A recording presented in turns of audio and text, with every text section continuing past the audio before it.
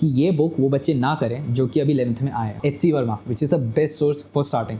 H C Verma आपके लिए बनाई बुक इसलिए ताकि आपके कॉन्सेप्ट क्लियर हो सकें। उसमें न्यूमेरिकल्स एंड थ्योरी दोनों कंबाइंड होती है एंड आपको उसको करने में बहुत मज़ा आता है। Literally this is my favourite series and I have talked about it a lot. Generally लोग पूछते हैं क्या ये काफ़ी है जेई के लिए, लाइक जे एडवांस के लिए इनफ है या नहीं। डीसी पांडे का जो लेवल है वो पीजी को मैच नहीं करता, जहाँ तक मुझे लगता है, जो मैंने सॉल्व किया है। नमस्ते, सत श्री अकाल, केम छो, वनक्कम, आदार, आदाब, अभिनंदन, आभार। मैं गनीरवल, third year student at NSUT आज आपके लिए एक और नई वीडियो लेके आया हूँ। तो आज की वीडियो में क्या खास होने वाला है? आज की वीडियो में मैं आपको डिटेल रिव्यू देने वाला हूँ फिजिक्स गैलेक्सी बुक पे।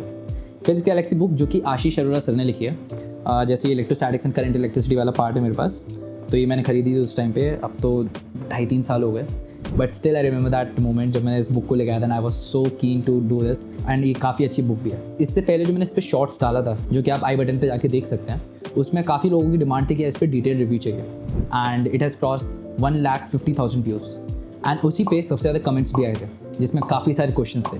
सो I thought of making a long format video on this. इसमें मैं कुछ डाउट्स रिजॉल्व करने वाला हूँ। सबसे पहले, जैसा कि मैंने शॉर्ट्स में बोला था कि ये बुक वो बच्चे ना करें जो कि अभी 11th में आए हैं, and I am again saying that जिन बच्चों ने अभी 11th में एडमिशन लिया है या फिर जो बच्चे अभी 11th की स्टार्टिंग में है, जो मैकेनिक्स पढ़ रहे हैं, वो अभी इस बुक को नहीं करें। उसका एक रीज़न है and the reason is behind that इस बुक में जो क्वेश्चंस हैं, this a volume 1 mechanics and ये मैंने 12th में खरीदी थी, not in 11th but 12th में खरीदी थी। एंड उसका रीज़न ये था कि हमारे जो टीचर थे, राहुल प्रकाश सर उनका नाम था, तो उन्होंने हमें ये इसलिए बोला था क्योंकि इसमें काफ़ी सारे क्वेश्चंस ऐसे होते हैं जिसके कॉन्सेप्ट्स आप 12th में पढ़ोगे, 11th के एंड में पढ़ोगे। इवन कॉन्सेप्ट्स बहुत सारे रोटेशन मैकेनिक्स के भी होते हैं, तो उसमें आप उसको सॉल्व तब तक नहीं कर सकते जब तक आपने उनको कॉन्सेप्ट ही नहीं पढ़ा हो।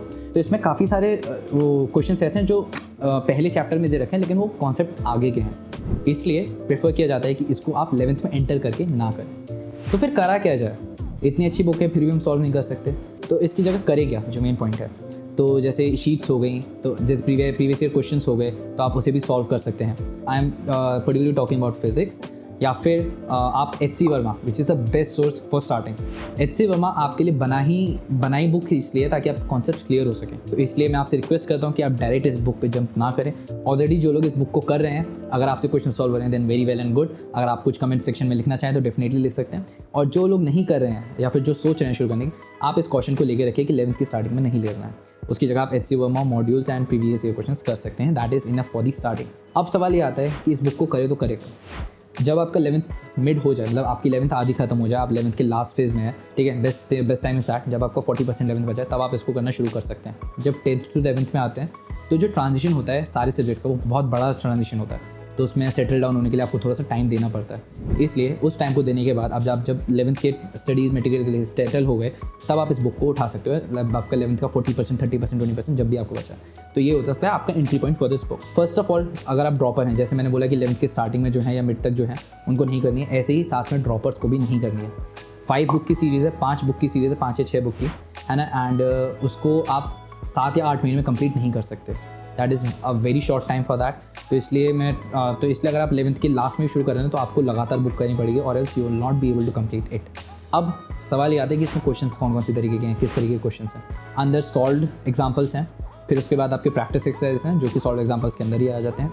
देन उसके बाद आपका लास्ट में आता है डिस्कशन क्वेश्चंस, जिसमें आप जो है दोस्तों के साथ या अपने कलीग के अपने टीचर के साथ डिस्कस कर सकते हैं। देन उसके बाद एक सेक्शन आता है MCQ, सिंगल करेक्ट। तो इसमें क्या आपका थ्योरी बेस्ड हो सकता है, न्यूमेरिकल बेस्ड भी हो सकता है। उसके बाद जो नेक्स्ट सेक्शन आता है, that is numerical single correct. तो वो न्यूमेरिकल्स होते हैं जिसमें आपको सिंगल करेक्ट चूज़ करना होता है। फिर उसका नेक्स्ट सेक्शन आता है which is my favourite, that is advance MCQ, single और मल्टी करेक्ट। उनमें आप सिंगल करेक्ट भी हो सकते हैं, वो मल्टी करेक्ट भी हो सकते हैं, ठीक है। एंड वो एडवांस लेवल के होते हैं, एंड उसमें न्यूमेरिकल्स एंड थ्योरी दोनों कंबाइंड होती है। एंड आपको उसको करने में बहुत मज़ा आता है। Literally this is my favourite series and I have talked about it a lot. तो जब भी मैं फिजिक्स की बात करता हूँ तो मैं पीजी कभी नहीं बोलता, और आशीष अरोड़ा सर को भी कभी नहीं बोलता। एंड एक फिजिक्स गैलेक्सी की एक अच्छी बात यह है कि इसमें थ्योरी के साथ सॉल्व प्रॉब्लम्स है, तो वो आपको बहुत हेल्प करता है सेल्फ स्टडी में। तो अगर कोई बच्चा कोचिंग में नहीं भी है, तो और आप 11th के मिड के बाद आपको बेसिक कॉन्सेप्ट्स क्लियर हैं और आप प्रैक्टिस करना चाहते हो एडवांस के लिए, तो आप डेफिनेटली इस बुक को ले सकते हो। थ्योरी पढ़ के आप क्वेश्चन कर सकते हो। तो जनरली लोग पूछते हैं क्या ये काफ़ी है जेई के लिए, लाइक जे एडवांस के लिए इनफ है या नहीं। तो मेरा आंसर यही रहा है, कोई भी बुक कर लो। आप आई रूडोफ कर लो, क्रोटोफ कर लो, पाथफाइंडर कर लो, आप डीसी पांडे कर लो, सिंगेज कर लो, आप सारी बुक लगा लो, तब भी कोई श्योरिटी नहीं है कि आपका जे एडवांस निकल जाएगा। क्यों? Because it's not just about solving problems, it's also about time management, it's about patience, it's about आप कितना ध्यान है उस टाइम पे, एग्ज़ाम के टाइम पे आपकी तबीयत ठीक है या नहीं। तो बट एक बेसिक आपको बताने के लिए कि इसमें जो प्रॉब्लम्स है वो इनफ है। तो येस, आपके एडवांस प्रिपरेशन के लिए इनमें जो इस बुक में जो क्वेश्चंस, अगर आप सारे क्वेश्चंस लगाते हो या फिर क्वालिटी क्वेश्चंस भी आप चूज़ करके लगाते हो, तो ये बुक इनफ है आपके एडवांस प्रिपरेशन के लिए। तो इसलिए अगर आप एडवांस की प्रिपरेशन पे फोकस कर रहे हो तो आप इस बुक को डेफिनेटली यूज़ कर सकते हो। But is it enough for clearing JEE? So I would say आपको साथ में प्रीवियस ईयर क्वेश्चंस लगाने पड़ेंगे, आपको थ्योरी पढ़नी पड़ेगी, आपको मॉक टेस्ट देने पड़ेंगे, आपको मतलब ये सारी चीज़ों का जब मेल हो जाता है ना, जब ये सारी चीज़ें आप कर लेते हो तो हाँ डेफिनेटली आपका जेईई हो जाएगा एंड एडवांस में आप अच्छी रैंक ला सकते हो।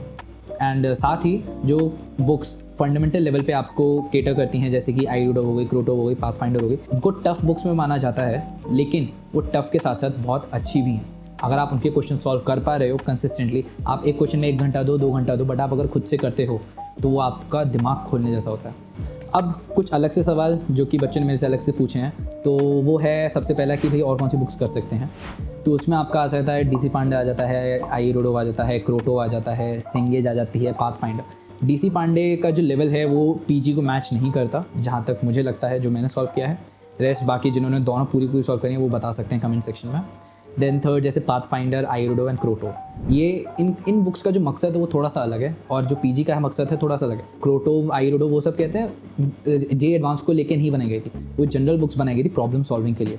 बट हाँ, उनके क्वेश्चंस अच्छे होते हैं जिस वजह से हम लोग उसको जेईई प्रिपरेशन में यूज़ करते हैं। लेकिन हाँ, स्टार्टिंग आपको एचसी वर्मा से, मॉड्यूल से, और आपकी जो टीचर्स क्वेश्चन देते हैं आपको उन्हीं से करना है। तो अगर आप मुझसे फाइनल टिप लेना चाहते हो तो मैं बस यही कहूँगा कि यार आप अपनी जर्नी में बने रहो, कभी भी फोकस मत छोड़ना, अपना फोकस एक ही रखना। हो सकता है कि बीच में आप डाइवर्ट हो जाओ, आप कुछ और सोचने लग जाओ, आप दुनिया की बातों में आ जाओ, बट अल्टीमेटली अगर आप 12th में या ड्रॉपर होकर आप सबसे बड़ा गोल अचीव कर सकते हो, that is IIT JEE exam.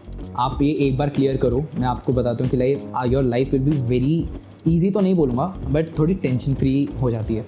क्योंकि जब आप आईआईटी क्लियर नहीं करते हो, आप किसी और टियर 2 या टियर 3 कॉलेजेस में जाते हो, तो आपको टेंशन बनी रहती है कि जॉब लगेगी या नहीं लगेगी। एंड आप ये भी लेके चलिए कि job is not the only option. आप अच्छे कॉलेज में किस लिए जाते हो? मैं अच्छे कॉलेज में अपना दिमाग खोलना आता है कि भाई बाहरी दुनिया होती कैसी है।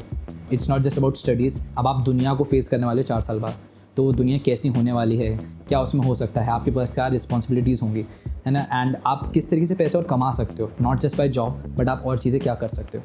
ठीक है, तो एक्सप्लोरेशन का फेस था मेरा and I have explored a lot.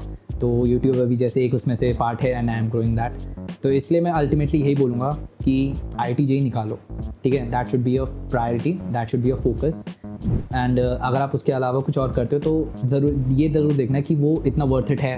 IIT JEE को छोड़ के आप वो करो तो is that worth it. Again I will say कि ये एंड गोल नहीं है, ठीक है। अगर आईआईटी जेईई नहीं निकलता है, स्टिल आपने यूट्यूब पे इतने सारे पॉडकास्ट देखे होंगे, लव बब्बर भैया के, अमन दत्तरवाल भैया के, यश गर्ग भैया के, प्रयुष राय भैया के, जितने भी मेरे सीनियर्स हैं जो यूट्यूब चैनल चला चुके हैं, एंड उन्होंने भी बताया कितने सारे निशान चहर भैया हैं, तो वो सारे भी जॉब्स में हैं। एंड वो भी कहते हैं पॉडकास्ट करते हैं जिनमें वो बच्चे लाते हैं जो टियर 1 कॉलेज से नहीं है, टियर 2 टियर 3 कॉलेज से भी हैं, and they have grabbed a very good job. तो इसलिए IIT JEE is not the last solution और last thing that you need to achieve, ठीक है। इसके बाद तो आपकी दुनिया शुरू होती है।